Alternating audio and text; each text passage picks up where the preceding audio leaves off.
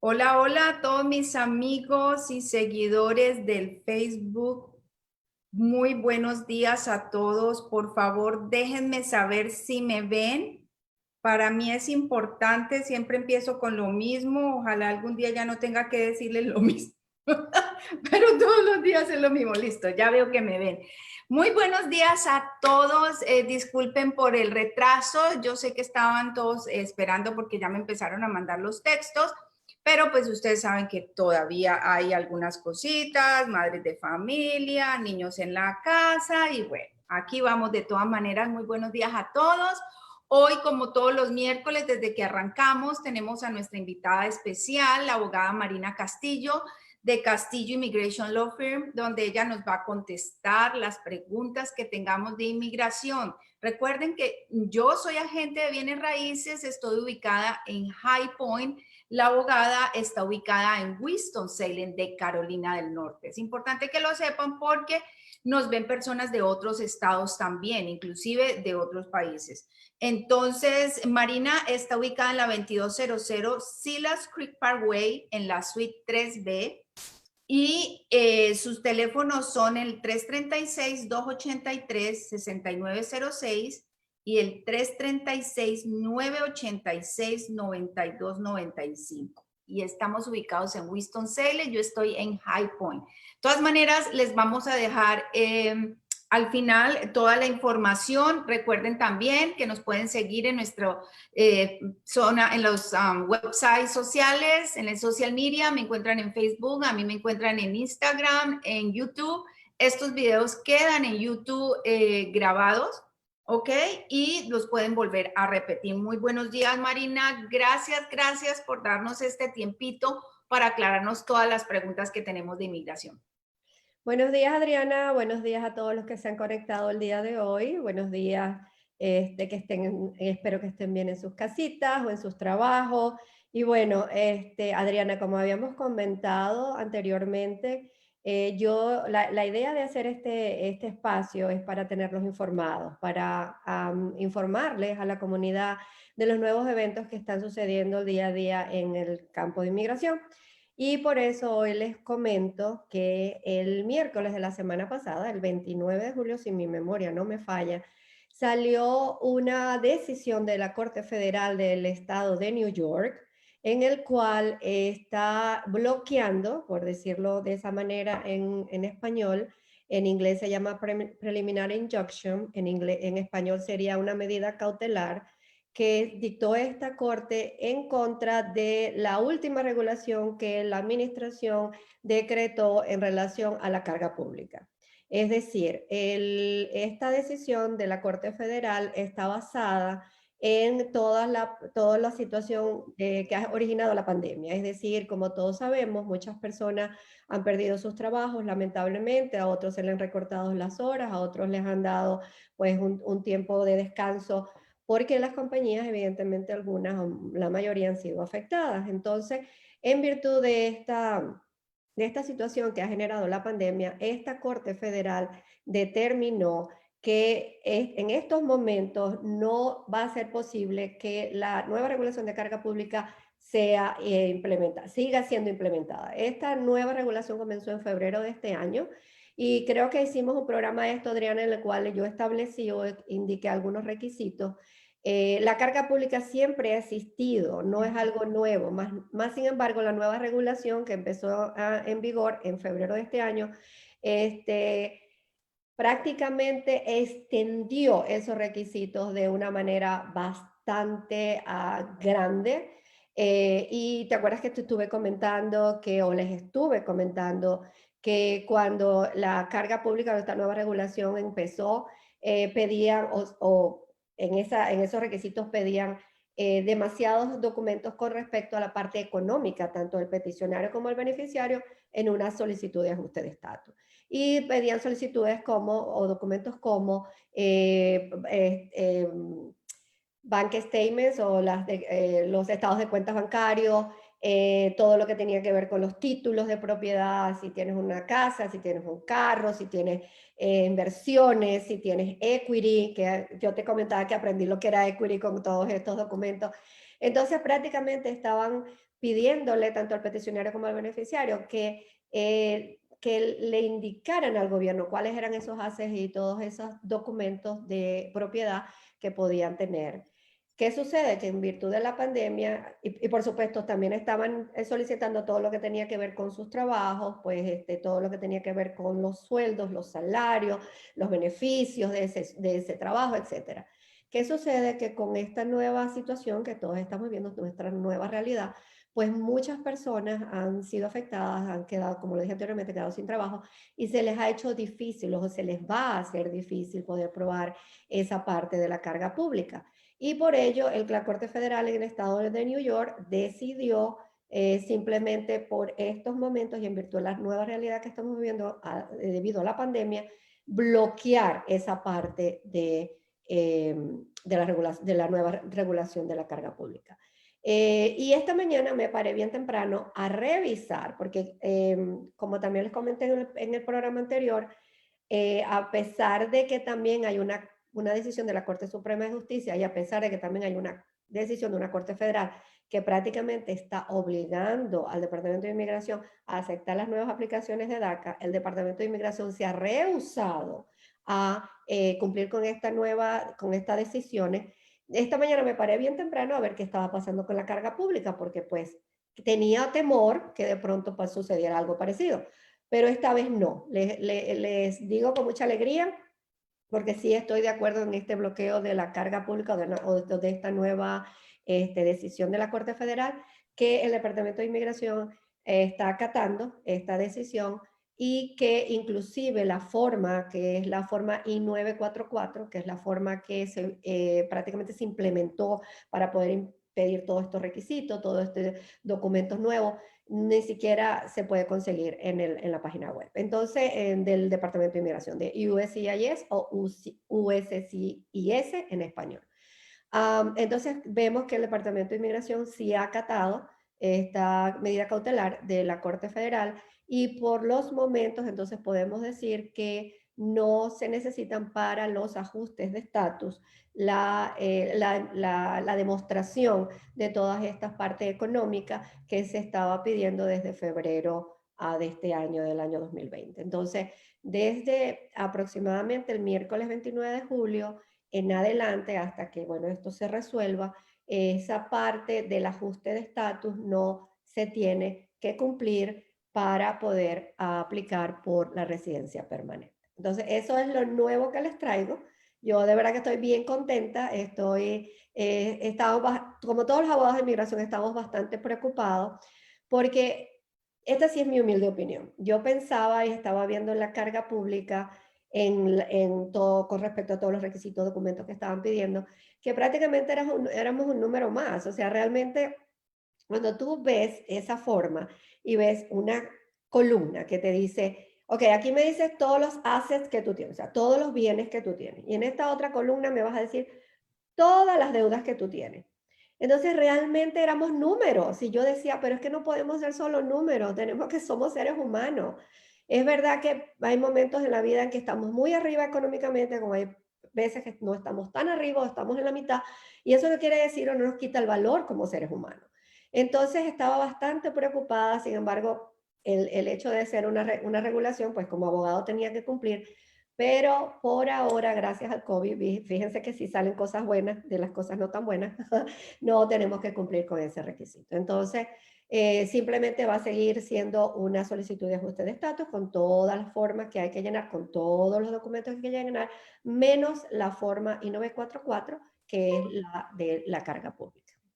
Increíble, Marina, porque, o sea, tienes que estar en una actualización constante, o sea, increíble, porque estamos en unos tiempos donde todos los días hay que estar leyendo qué pasó, qué dijo, ya no son esos tiempos donde era una sola ley y permanecía por muchos años.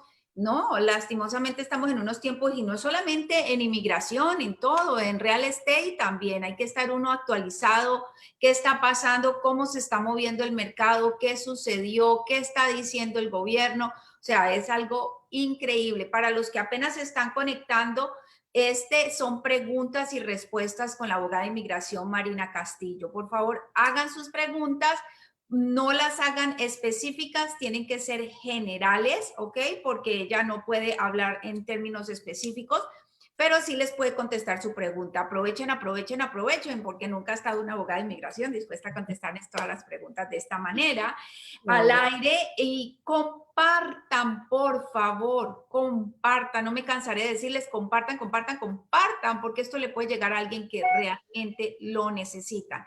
Importante que si comparten, el que más comparta, el que más comente, el que le dé más like, al final del mes de agosto va a tener un premio monetario. Todavía estamos en ese dilema de cuánto va a ser.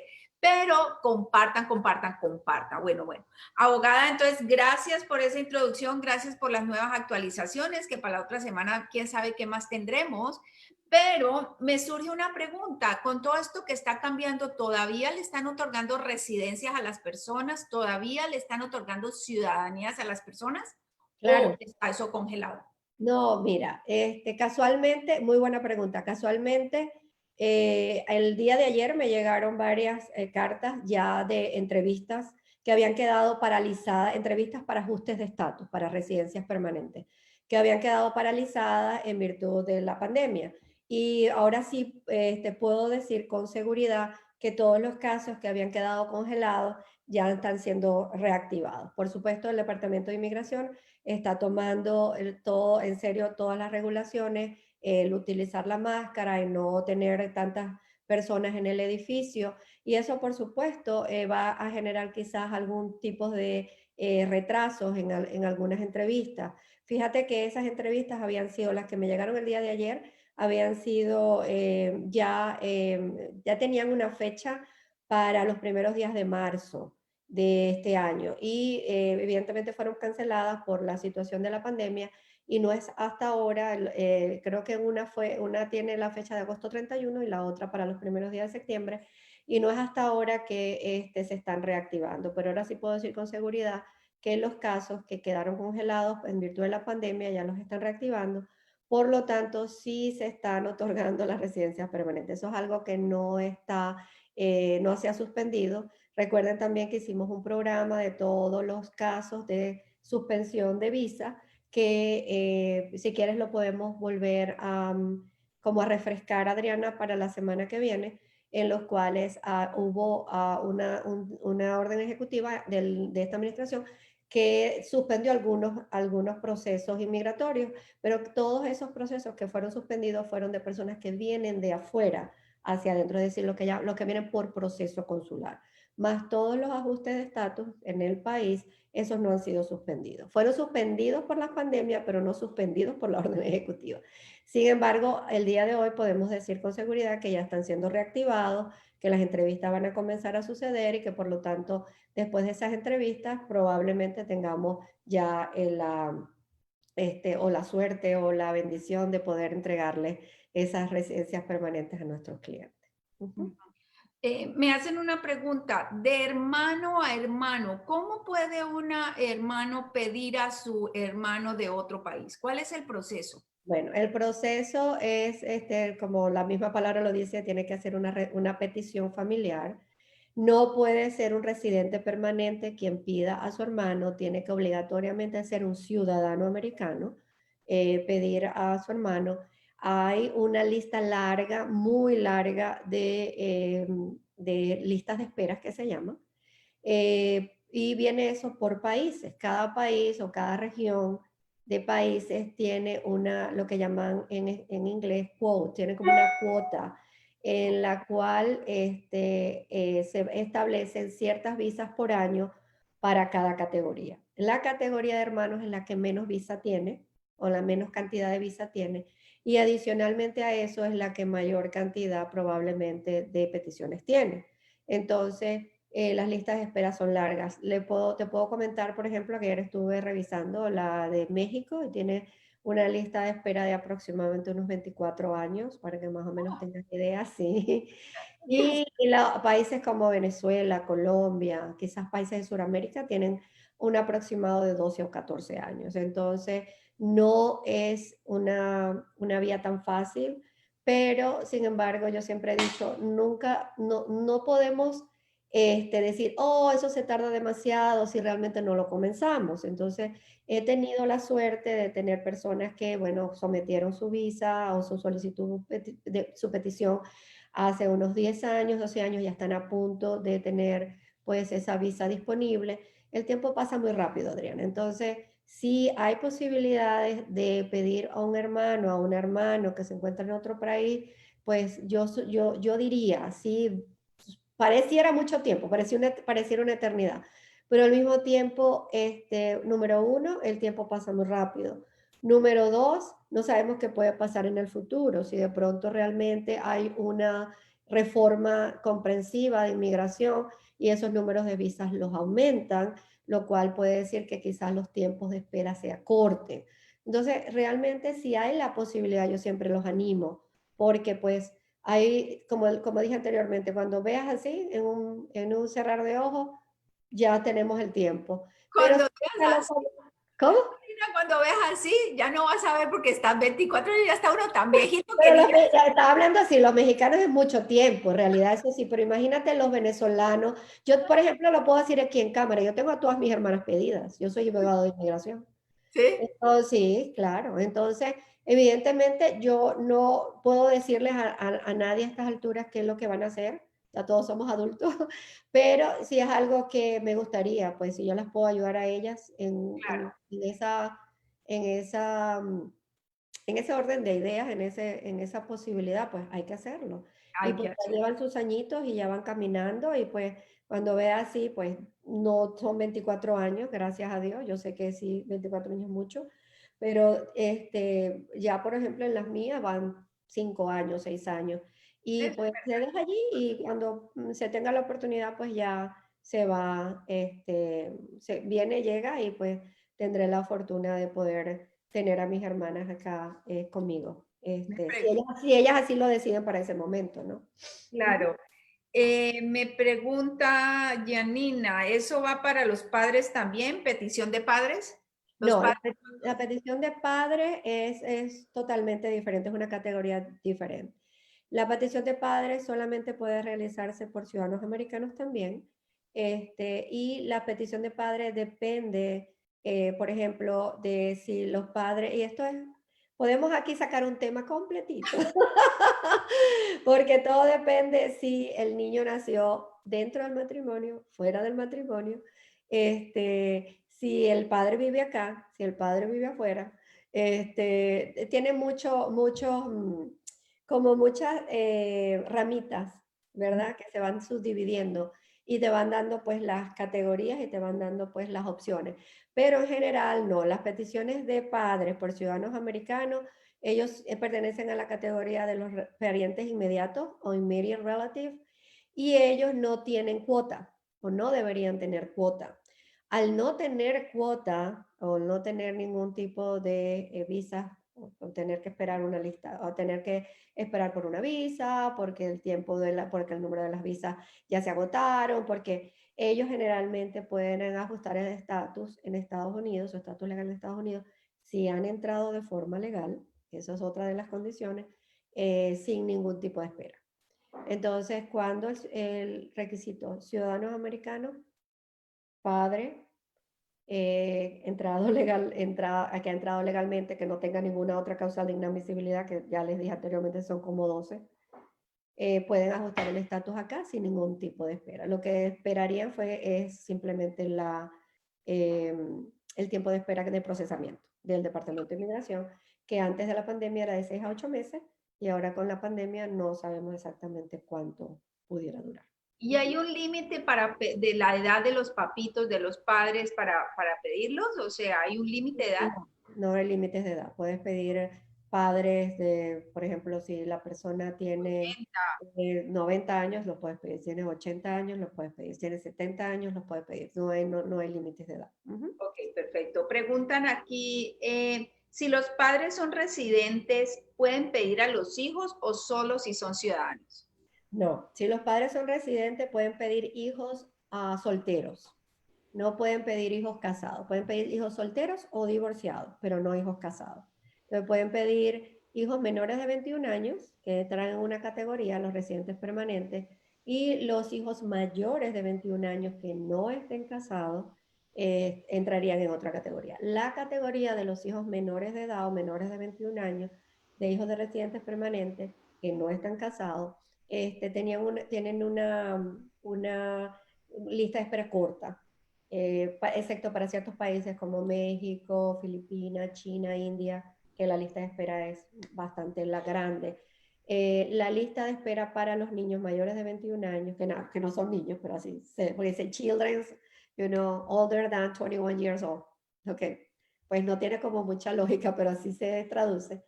Esa lista de espera es un poco más larga, sí es un poco más larga. Entonces, es cuestión de saber en qué categoría está el niño para poder determinar cuánto es la lista de espera y poder determinar si la petición se puede realizar.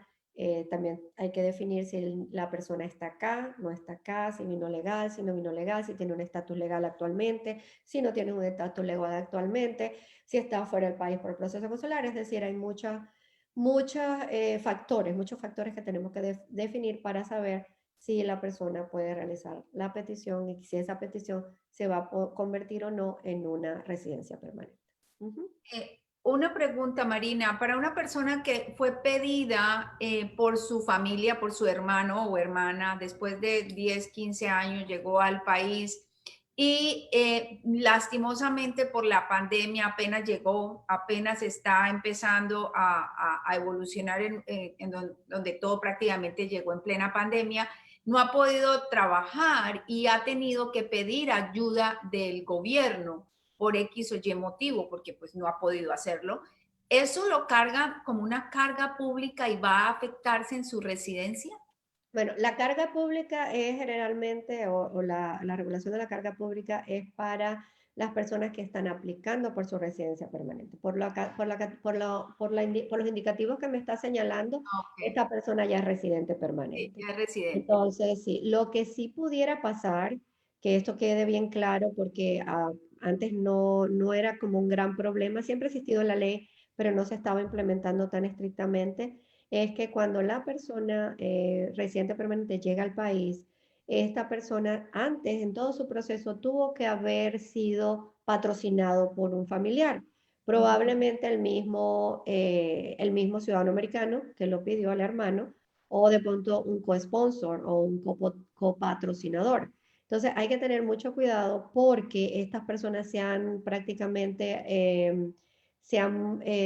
firmado una forma para comprometerse con el gobierno, indicando que ellos se van a cuidar y a velar que este residente permanente nuevo que viene al país no pida ayuda del gobierno o ayudas públicas. Entonces hay que tener un poco de cuidado, no ya tanto para el residente permanente, sino para esa persona que se comprometió a estar velando por la parte económica del nuevo residente permanente, porque inclusive se puede implementar o el gobierno pudiera en algún momento implementar esa forma que él firmó en donde él se comprometió a ayudar a su hermano o hermana. Entonces, si estas ayudas públicas son demasiadas, el gobierno puede ir en contra de este patrocinador o copatrocinador para rescatar ese dinero que el residente permanente ha pedido. Por supuesto, hay muchas flexibilidades ahora con la pandemia, todos entendemos que hay muchas situaciones como la que me estás indicando, que personas que no pueden trabajar o no han conseguido trabajo. Es difícil para una persona que está acá ya viviendo varios años y de pronto, como dije anteriormente, pierde su trabajo y se le dificulta buscar a alguien, uno adicional. Imagínate para una persona recién llegada que no conoce a nadie y que no ha entrado todavía en el campo laboral.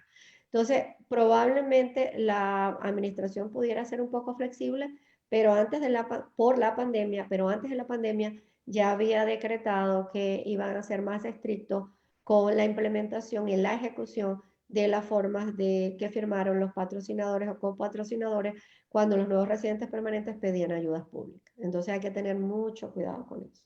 Hay que tener mucho cuidado con eso. Me preguntan también, una persona que solicitó residencia con la familia menores de edad, pero al momento de los 23, 20 y tantos años que ocurre esto, esa gran maravilla y esa noticia, pues ya hace rato los niños están súper grandes. Claro, ¿Qué claro. pasa con esa petición? ¿Eso se anula? ¿Se puede reactivar? ¿Qué sucede ahí?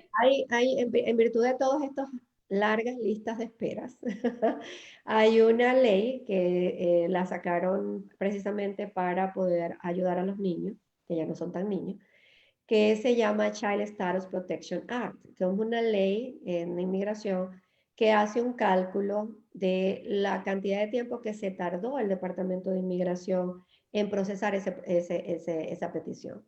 Y de ese tiempo que el Departamento de Inmigración se tardó en procesar esa petición, se le resta la edad biológica del niño, que ya no está niño. Entonces, evidentemente, si ese cálculo da menos de 21 años, el niño todavía pudiera entrar dentro de esa petición. Si ese cálculo da más de 21 años, lamentablemente la persona queda fuera de la petición familiar y ya tendría que ser mamá o papá en los que vengan al país, ya estando en el país, pedir a esos niños que ya no son tan niños y hacer un proceso Pero por eso su cuenta. sería otro proceso Otro adicional, el proceso. proceso que empieza y se toma otros 10 años. Depende de la categoría, porque ya no estaríamos hablando de hermanos, sino que estamos hablando de padres a hijos. Entonces, depende de esa categoría, tendríamos que determinar, y del país de origen, tendríamos que determinar cuánto sería la espera. Ujú, sí. Ok. Una pregunta que me hacen también, las personas que tienen los tickets de conducir por violación, por velocidad, por parking, por cualquier motivo, al momento de solicitar su residencia, ¿les va a afectar dramáticamente eso? Generalmente las ofensas, que son lo que llaman citations, que son, como se dice normalmente, tickets de tránsito, no influyen en la decisión o no son una causa de inadmisibilidad para la residencia permanente, para la obtención de residencia permanente. Pero lo que sí tienen que tener cuidado muchas personas que prácticamente no lo saben, en casi todos los estados, el derecho de tránsito es un derecho estatal. Cada estado decide sus propias reglas.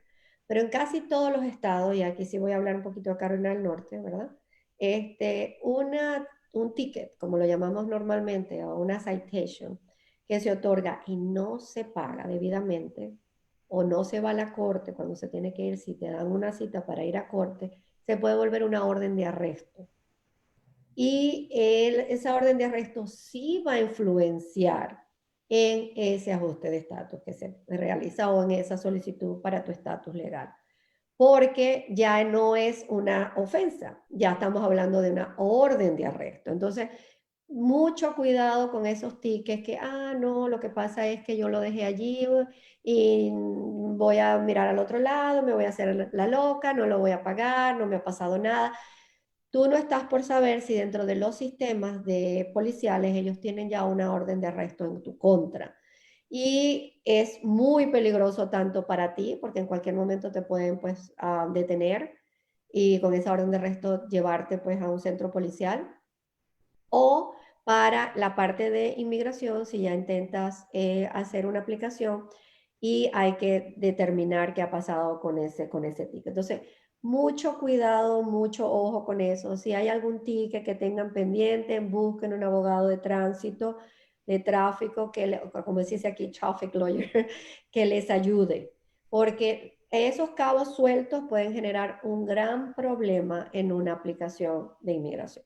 Oh, Esto bueno, es bien importante que lo sepan. Ujú. exactamente. Me hacen una pregunta súper importante que nunca hemos tocado el tema y es si una persona residente adopta a un niño menor de edad pudiera obtener la residencia. Y yo ahí le aumentaría los forests para los niños que uno cuida en la casa. Eso también puede, foster. Y los niños foster que uno pudiera tener en la casa, cuidar. ¿Eso puede ayudar a la residencia? La única figura que existe para poder hacer una petición familiar es a través de la adopción. Ciertamente una persona que adopte a un niño extranjero o a un niño que esté acá en Estados Unidos puede realizar una petición familiar, porque la definición de hijo en el derecho de inmigración no se trata solamente de hijos biológicos, también en algunos casos de hijastro y siempre en casos de adopción. Entonces, sí, la respuesta general, es sí, se pudiera. Sin embargo, es bien importante determinar cuál es la situación del niño, de cómo vino, quién lo trajo, si realmente es adoptado, dónde están sus padres biológicos. Hay muchos factores que hay que determinar para ver si esa petición pudiera proceder. En cuanto a los foster, no. Cuando una persona puede hacer una petición, no es porque tienen la custodia de un niño. Tiene que tener el niño ya, o sea, tiene que haber un decreto de adopción de que ese niño ya es el hijo legal de la persona para poder hacer una petición por él. Otro de los elementos importantes es la edad. En inmigración, la edad para poder hacer una petición de un niño adoptado tiene que haber sido la adopción decretada antes de que el niño cumpliera 16 años. Entonces, si estamos pensando en adoptar un niño y ese niño ya tiene más de 16 años, en inmigración ya no va a poder hacerse esa petición. Probablemente se pueda hacer la adopción porque también la adopción forma parte del derecho de familia. Entonces, pues todo eso tiene que ser a través de un abogado de familia, pero ya la solicitud de inmigración ya no se va a poder hacer si el niño tiene más de 16 años. Hay una excepción que es cuando se trata de hermanos. Si, por ejemplo, imagínate si son tres hermanitos y esos tres hermanitos tienen diferentes edades. Entonces, en virtud de obtener o de la ley de poder de impedir la separación de estos hermanitos, entonces hace una excepción, dice, ok, si uno de los hermanos tiene menos de 16 años para el momento de la adopción y el otro hermano tiene más de 16, por ejemplo 17 o 18, todavía pudiera entrar dentro de esa petición porque la idea es no separar a los hermanos. Entonces, esa es la única excepción que hay. Pero en general, el niño tiene que tener menos de 16 años cuando el decreto de adopción salga para poder realizar la petición familiar a favor de ese niño. Podemos Muy, hablar acá de muchas otras excepciones. muy ¿No? bueno. Porque inclusive en cuanto a la edad del niño y el decreto de adopción, también hay otra excepción, también tratando de ayudar a los niños para que pues, puedan obtener sus documentos en este país, es que si el tribunal que otorga el decreto procede a decretar esa adopción y retrotrae la fecha a la fecha en la cual esa solicitud se pidió, también pudiera ser motivo de petición familiar cuando el niño tenga 17 años. Me explico. Imagínate que un niño, lo voy a poner en un ejemplo práctico, imagínate que un niño hizo la petición o una familia hizo la petición por un niño antes de que el niño cumpliera 16 años, ¿ok? Sin embargo, como todo proceso, pues todos los procesos llevan su tiempo. E imagínate que la adopción salga cuando el niño ya cumplió los 17, ¿ok? O más de los 16 años.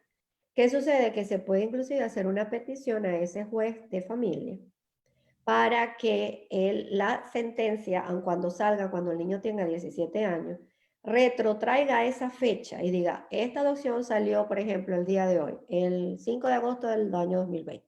Sin embargo, los efectos de la adopción van a ser retrotraídos a la fecha en que la aplicación de adopción fue sometida, que fue, imagínate, un año atrás, en abril del año 2019. Si la adopción tiene esa frase dentro del decreto, dentro de la decisión, todavía a pesar de que el niño tenga 17 años o 18 años, todavía puede el padre hacer esa petición a inmigración como excepción a la regla de los 16 años. Complicado, pero se trata de explicar con plastilina. Hay que explicarlo con plastilina. Se nos está acabando el tiempo, Marina, y me viene la última pregunta. ¿Qué pasa con las personas que tienen doble ciudadanía o triple ciudadanía, dependiendo del país? ¿En qué momento cuál ciudadanía prevalece sobre cuál? O sea, si estamos viviendo aquí en Estados Unidos, por así decirlo, ¿prevalece la ciudadanía americana por encima de de las otras o eso hay una elección, uno toma la decisión? No, depende. Si me estás hablando de las peticiones, evidentemente, si el ciudadano americano es el que va a pedir a otro, evidentemente la que prevalece es la ciudadanía americana porque tú no puedes pedir a alguien con la ciudadanía de Europa en Ujú, Estados Unidos. Tienes que ser ciudadano americano o residente permanente para poder pedir a alguien, ¿no? Si es del beneficiario, que me estás preguntando si tiene varias ciudadanías, o el beneficiario es la persona a la que estás pidiendo, entonces realmente pudiera prevalecer si la persona está fuera del lugar donde está, donde está viviendo, ¿ok? Hay muchas reglas internacionales que pudiéramos hablar acá infinitamente. De hecho, hay países como Estados Unidos que pues acepta todas las nacionalidades, o sea que la persona pueda tener diferentes ciudadanías, pero hay otros países que no, hay otros países que limitan la cantidad inclusive de ciudadanías que tenga el país o ponen a la persona a escoger entre las ciudadanías que pueda tener a cierta edad. Entonces, todo tendría que ver con el beneficiario. Si, por ejemplo, vive en un país que acepta toda la ciudadanía, generalmente se utiliza, se le indica al Departamento de Inmigración todas las ciudadanías que tenga, pero generalmente se utiliza la del país donde está viviendo, el país de origen. Donde si la persona ha tenido que escoger entre varias ciudadanías, como pasa, hay unos países que dicen, ok, tú puedes tener la ciudadanía que tú quieras, pero a los 18 años tienes que escoger. Entonces, generalmente, si el niño tiene menos de 16 años, pues se establecen todas las ciudadanías que tiene. Si ya tiene más de 18 años, probablemente a esa edad ya vaya a tener que escoger una ciudadanía y se utilizaría la ciudadanía que la persona haya. Especialmente si van a prestar servicio militar. Yo me imagino que en ese momento le van a decir al niño, ok, tienes que escoger al niño o la niña cuál va a ser tu país. Por eso es que generalmente esa es la edad en la que ellos tienen que escoger en algunos países por la ciudadanía. Ok. Pero no, por ejemplo, en el caso mío, mis hijos todos tienen la doble ciudadanía. Mis hijas también, Entonces, ¿ah?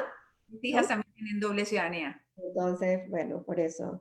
Si ellas en algún momento van a pedir algo, evidentemente como ciudadanas americanas, porque así lo establece la ley, tienen que ser ciudadanos americanos para poder hacer la petición familiar. Exactamente. Bueno, se nos acabó el tiempo, abogada. Una pregunta. Nunca hemos tocado el tema del TPS. ¿Quieren tocar el TPS? Se puede tocar en cuanto ustedes quieran. Yo pensaría Realmente, que el TPS, toquemos el tema si se puede, obviamente tú decides si pudiéramos hablar un poquito del TPS, qué está sucediendo con ese programa, en qué vamos, si definitivamente está activo o no está activo, cómo pueden comprar casas sobre con ese programa, ¿ok? Entonces, pues no sé, abogada, muchísimas gracias a todos los que se conectaron. Por favor, no se les olvide compartir, compartir, compartir, porque al final del mes la persona que más comparta, le dé like y comente, va a ganarse un dinerito. Ok, muchísimas, muchísimas gracias, abogada, por estos llegamos a las 9:50, por todo este tiempo donde nos educas con plastilina en tema de inmigración. Muchísimas gracias, Marina. no, muchas gracias a ustedes, muchas gracias a ti, Adriana, por darme la oportunidad de tener este contacto con la comunidad, con todos los que me escuchan. Por favor, cuídense, manténganse en sus casitas, cuiden, como tú dices, siempre a la población vulnerable, usen el tapaboca, lávense las manos. Y bueno, es cuestión de todos, porque así estamos conectados, realmente sí estamos conectados. Si queremos salir de estas, tenemos que apoyarnos unos a los otros. Y nada, nos vemos el miércoles que viene. También, por favor, síganme en el canal YouTube. YouTube es abogada Marina Castillo Gómez, que es mi nombre completo, y también están los videos de Adriana, que gentilmente también me los presta para colocarlos allí. Nada, si esto es tuyo, esto no es mío, esto es tuyo, porque es tu espacio para que nos eduques a todos. Yo aprendo todos los días de inmigración. Yo soy agente de bienes raíces y estoy ubicada en Jaipo. Muchísimas gracias. No se les olvide, por favor, compartir, darle like, comentar, suscríbanse a nuestro canal de YouTube. Me encuentran como Adriana Reyes Realty. Y por supuesto, cuiden a los más vulnerables con tapabocas, responsabilidad social, se llama eso, lavémonos las manos, el distanciamiento y por supuesto estén informados, vayan a la fuente. Muchísimas gracias, Dios los bendiga, que tengan un bonito día. Chao, Marina. Chao, Adriana, Dios me los bendiga en sus casitas y en sus trabajos. Gracias. Chao.